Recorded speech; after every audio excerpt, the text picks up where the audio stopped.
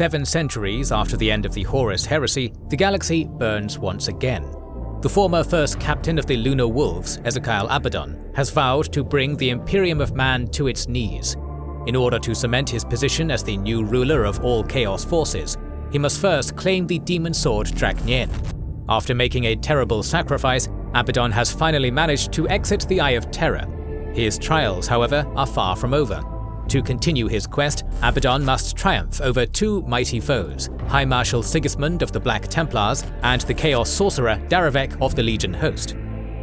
You probably don't need us to tell you that Dragon Age is a franchise in the classic Dungeons & Dragons vein, so you might well be hitting the tabletop before you return to Thedas. To help you with that, we recommend our sponsor Shard Tabletop, a virtual tabletop program for managing everything to do with your Dungeons & Dragons games. For players, it will visualize the tabletop situation, automate your character sheets, do all the long-winded rules checks instantly, and it manages useful data like hit points, areas of effect, and temporary abilities. For Game Masters, it takes the complex task of running the whole experience and makes it seamless and easy. The built-in campaign manager lets you set up the world, maps, encounters, characters, and all the good stuff your players will have to deal with. If you need more stuff, you can either homebrew whatever you want, or quickly hit the marketplace to download loads of useful resources.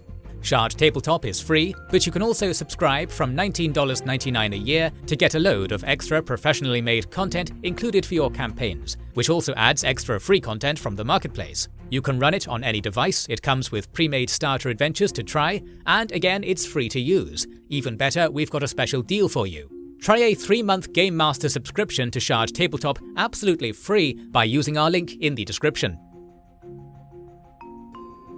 After 700 years of relative peace, loyalist and traitor Astartes were slaughtering each other once more in the cold void of space.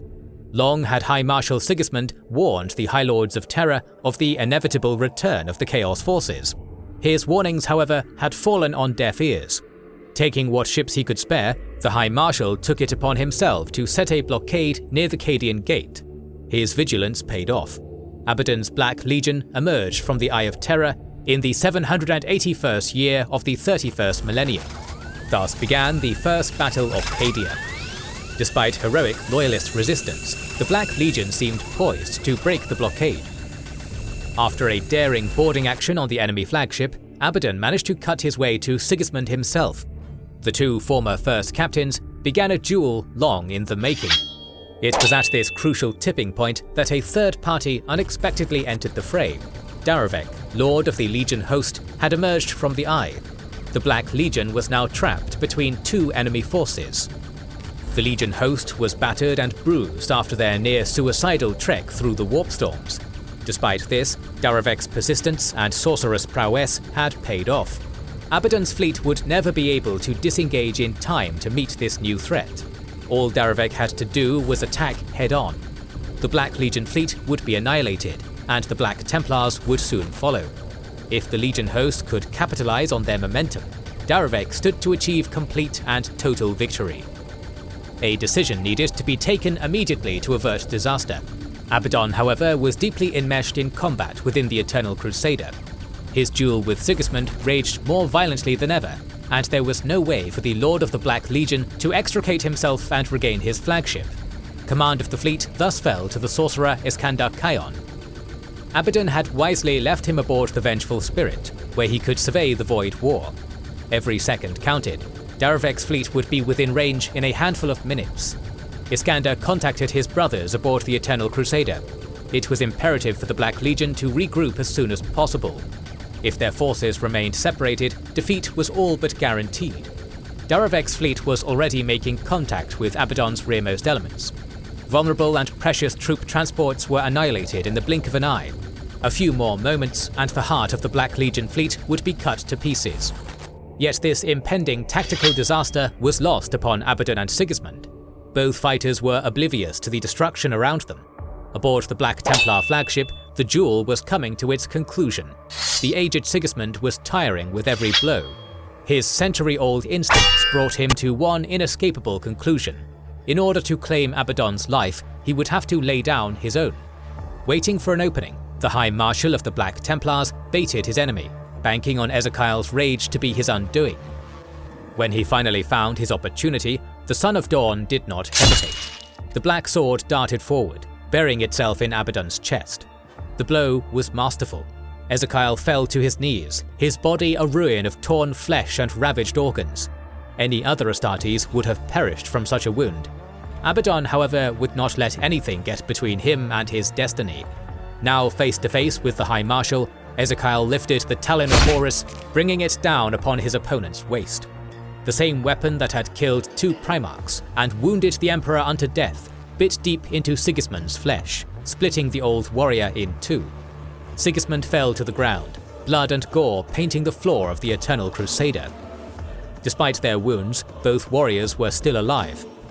Sigismund reached for the hilt of his sword, still buried in his enemy's torso. No matter the cost, the former Imperial Fist would carry on the fight for as long as he could. Abaddon knelt over his foe. With uncharacteristic gentleness and affection, Ezekiel begged his former brother to finally rest. The fight was over. Sigismund had failed. Abaddon would rise again and lead his Black Legion across the worlds of the Imperium.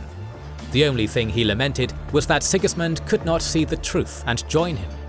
The High Marshal drew upon the last remnants of his strength. With calm and certitude born of centuries of service, Sigismund uttered words that would stay with Abaddon for the rest of his life. "You will die as your weakling father died, soulless, honorless, weeping, ashamed." With this final curse, the High Marshal of the Black Templars went to the Emperor. His duty was finally at an end. Abaddon fell upon the deck, finally overcome by his life-threatening wounds. His warriors rushed to his side. Time was of the essence. Unless the Lord of the Black Legion received immediate medical attention, he would surely perish. Across the void of the Cadian Gate, the Black Legion was dying. Yet before Iskandar could make a tactical decision, the Vengeful Spirit's abominable intelligence took the initiative.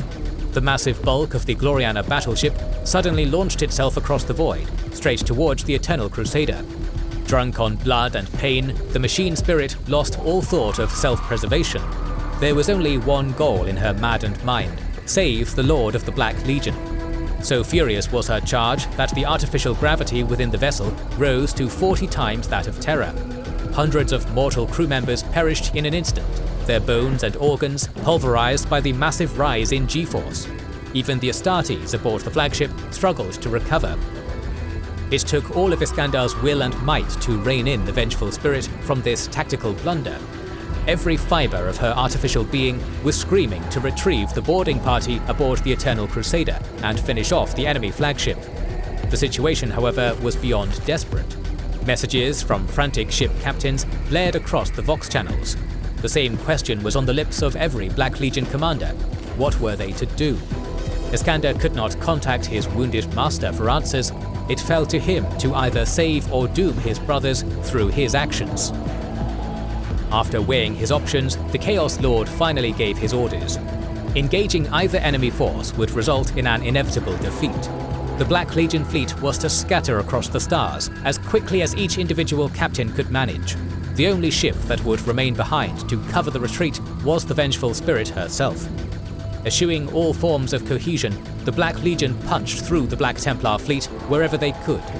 Dozens of vessels perished, either under Loyalist fire or from activating their warp drives without adequate preparation so close to the eye.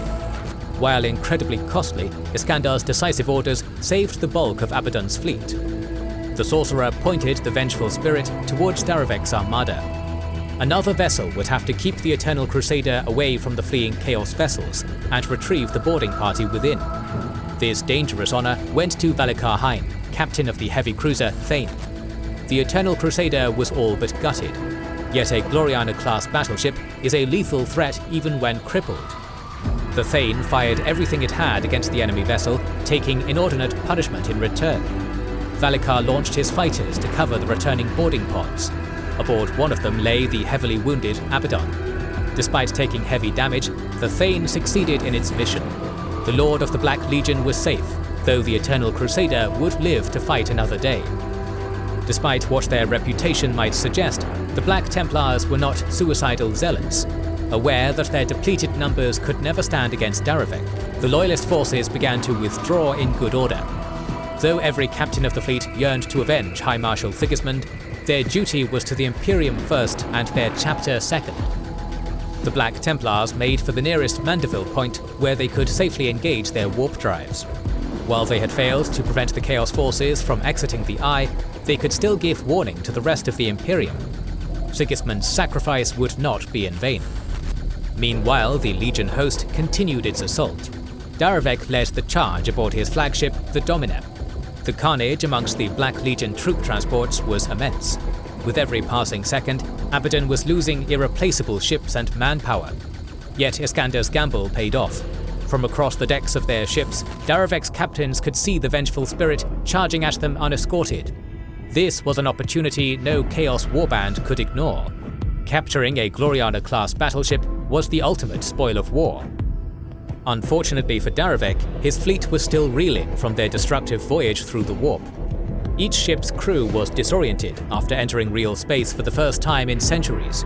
Cohesion was breaking apart, and taking on the vengeful spirit was a far cry from annihilating defenseless transport vessels. Iskandar drew himself close enough to cover the troop transports as they made their escape. Knowing full well the enemy meant to board and capture his ship, he obliged them. He ordered the vengeful spirit to draw close to the Domina. His plan was as simple as the circumstances allowed. He would entice Darovec to board his ship and kill the Lord of the Legion host in single combat. Darovec took the bait. Hundreds of boarding pods were launched from the Domina.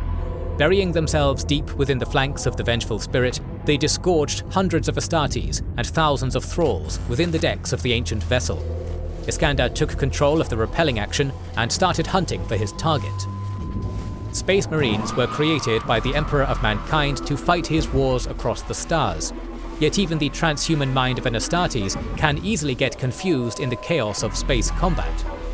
Void War is both grand and minuscule in its scope. For a ship captain or fleet master, the scale is truly immense. Yet for a deckhand or a boarder, the entire war is narrowed down to a maze of claustrophobic corridors. Boarding actions are a matter of both attrition and guerrilla warfare. The fighting is so uncoordinated that its participants often have no idea how the battle is unfolding.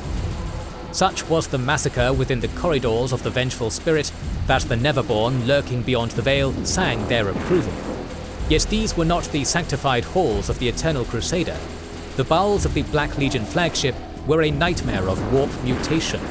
After centuries within the Immaterium, entire sections of the ship had degenerated into demonic biospheres, willing and able to slaughter friend or foe alike. Some parts were too hostile even for the Black Legion Astartes, who often had to fight their own ship as well as Darovec's boarding parties. The fight degenerated into a chaotic mess. Breaches were opened, repelled, closed, and opened again. Reserve troops were bidden to intervene across a maze of passageways that spanned kilometers. The defenders used the butchered bodies of the slain to create makeshift barricades, while the boarders used melter charges to create new openings from where they could flank their foes. Iskandar himself fought wherever the fighting was thickest. No mercy was given by either side. Wounded men were devoured by the ship itself, dragged into gaping mouths on the walls or into dark corners where demons lurked. Whole generations of mutants rose out of the forgotten holds they called home, lashing out at anything they could find. Neverborn emerged from the corpses of the fallen, birthed by the scale of the slaughter taking place. Amid the carnage, Darovec stood, exalted. His axe rose and fell, killing Black Legionnaires with every swing. As he slew, the Lord of the Legion host bellowed for Abaddon to come and face him. Iskandar had no interest in informing Darovec of his master's whereabouts. Grasping at his blade, he charged at the Chaos Lord. Iskandar's sword met Darovec's axe. For the second time during the First Battle of Cadia, a duel of champions took place on the decks of a stricken flagship. Darovec used his warpcraft to try and dominate his opponent's mind. The duel turned from a martial to a psychic one. Both sorcerers fought for control of each other's souls. With a supreme effort, Iskandar finally managed to gain the advantage. Ripping apart his opponent's hold over him, Kion delivered one final blow with his blade. The power sword clove through Darovec's axe, splitting it in two. Continuing its arc, the weapon sliced the Chaos Lord's arm in two and buried itself into his neck. The last word Darovec muttered before his head rolled on the floor was Drach'nyen. With the death of their lord, the boarders were quickly routed and repelled. Having snatched victory from the jaws of defeat, Iskandar ordered the Vengeful spirit to finally withdraw. Dimarov might be dead, but his fleet still posed an insurmountable threat. Linking with the Thane, Abaddon's flagship made for the deep void of space, putting as much distance between her and her pursuers as possible. Thus ended the First Battle of Cadia. The first bloody chapter of the Long War was at an end. 3 fleets lay in ruins, and 2 champions lay dead. It would take time for the Black Legion to regroup its strength after their flight. For now, at least, they had lived to fight another day. Abaddon was immediately retransferred to his flagship, where he was taken to the Apothecarium. His wounds were too severe for standard procedures. The Lord of the Black Legion was placed within an amniotic tank, where he could recover. Only the members of the Ezekarian were allowed to visit him, upon pain of death. Sigismund had struck a truly mighty blow. Many of Abaddon's organs were shattered and would need to be cloned and replaced. Despite their Pyrrhic victory, Ezekiel's close circle of advisors were troubled. Sigismund and Dimarov might be dead, but the myth of Abaddon's invincibility had been badly damaged. Reputation was everything within the ranks of the Chaos Astartes. A decision was thus taken. None could know of how close Sigismund had come to claiming Abaddon's life. 11 Black Legionnaires remained of the 30 that had witnessed the duel between Abaddon and the High Marshal. Iskandar slaughtered each and every one of them to ensure total secrecy, marking the final victims of the First Battle of Cadia. Despite the current state of his fleet and the terrible wounds raking his body, Abaddon was ecstatic. This was an opportunity like no other. With the flight of the Black Templars, the Imperium was sure to return in force. This would force all Chaos warbands, including the remnants of Dimarov's fleet, to cooperate against a common foe. Abaddon would threaten, bribe or coerce every single Chaos fleet in the material realm to join his forces.